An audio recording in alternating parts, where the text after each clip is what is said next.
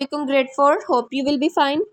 आज हम स्टार्ट करने जा रहे हैं बाब नंबर 64 तारीख इंसानी तहजीब का आगाज़।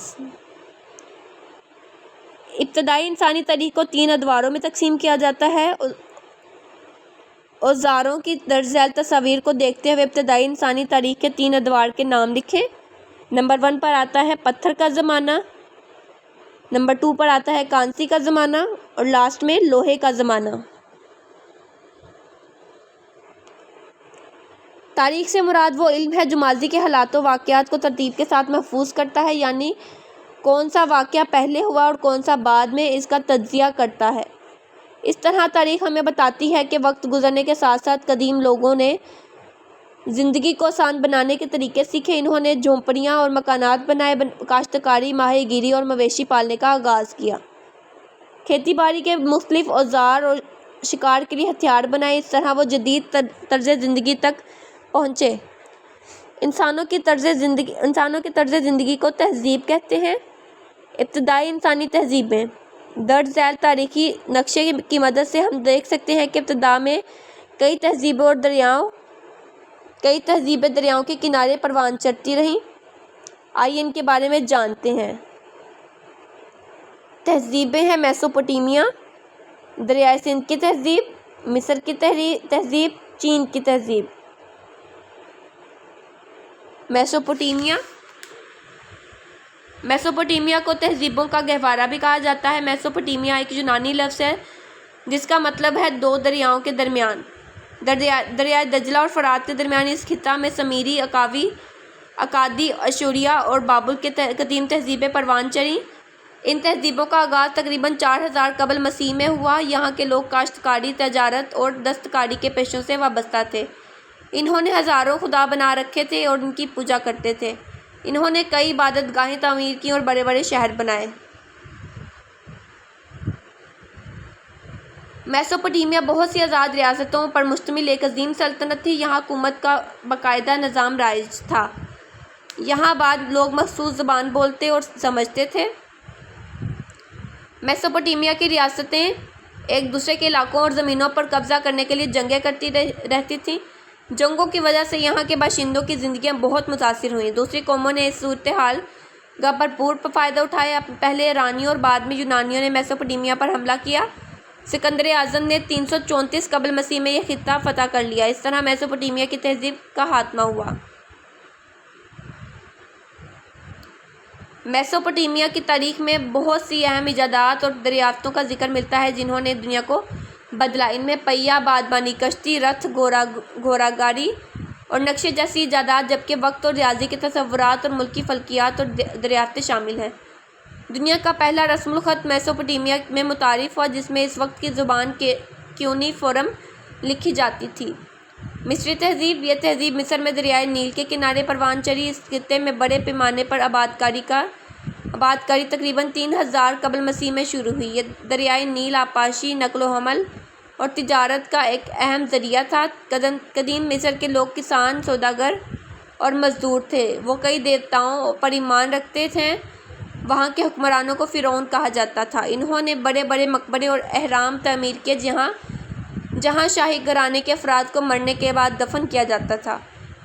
इन अहम अशख़ास के मुर्दा जिस्मों को ख़ास तरह का मरकब लगाकर महफूज किया जाता था। महफूज शुदा जिस्म को मम्मी कहा जाता है। मकबरों को तस्वीर, नक्शो नगार और मुजस्समों से सजाया जाता था, जहाँ मम्मियों को सोने चांदी के बर्तनों, हीरे जवाहरात और जेवरात के साथ दफन किया जाता था। इस खित्ते पर ईरानियों, मकदूनियों, यूनानियों, रोमियों के कब्ज़े ने तहज़ीब के ज़वाल में अहम किरदार अदा किया।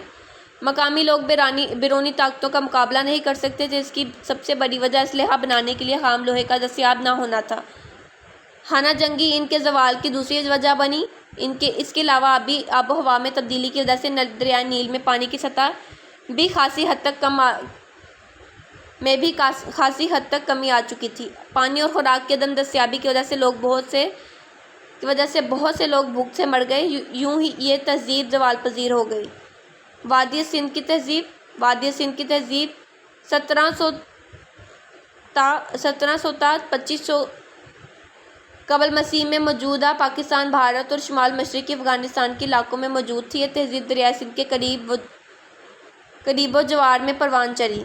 یہ اپنے دور کی اعلیٰ پائے کی تہذیب تھی۔ یہاں پختہ گلیوں اور گھروں پر مشتمل شہر آباد تھے جو باقاعدہ منصوبہ بندی کے بعد منظم انداز میں تعمیر کیے گئے تھے۔ ان کے ہاں نکاسی آب کا مناسب انتظام تھا۔ شہروں میں وسیع و عریض عمارتیں، سرکاری دفاتر اور حمام تھے۔ یہاں زیادہ تر لوگ کھیتی باڑی، تجارت اور دستکاری کے پیشوں سے منسلک تھے۔ وادی سندھ کے لوگ درختوں اور بتوں کی پوجا کرتے تھے۔ مجسمہ سازی اور مٹی کے برتن بنانے میں انہیں مہارت حاصل تھی۔ ان کے ہاں وزن اور پیمائش کا باقاعدہ نظام موجود تھا۔ وہ لکھنا پڑھنا جانتے تھے۔ ان کے شہروں سے ملنے والی مہروں پر مختلف جانوروں کی تصاویر کھدی ہوئی ہیں۔ ان شہروں سے دریافت ہونے والے زیورات اور اوزار پتھروں سے اور دھاتوں سے بنے ہوئے ہیں۔ 1921 میں کھدائی کے دوران وادی سندھ کی تہذیب کا ایک اہم شہر ہرپا دریافت ہوا۔ یہ شہر پنجاب کے شہر ساہیوال کے نواح میں دریافت ہوا۔ اسی طرح اس تہذیب کا ایک اور شہر موئنجو دڑو 1922 میں صوبہ سندھ میں نواب شاہ کے نواح میں دریافت ہوا۔ یہ وادی سندھ میں سب سے زیادہ ترقی یافتہ اور منظم شہر تھے۔ ان شہروں کی باقیات کی مدد سے وادی سندھ کی تہذیب کو سمجھنے میں مدد ملی۔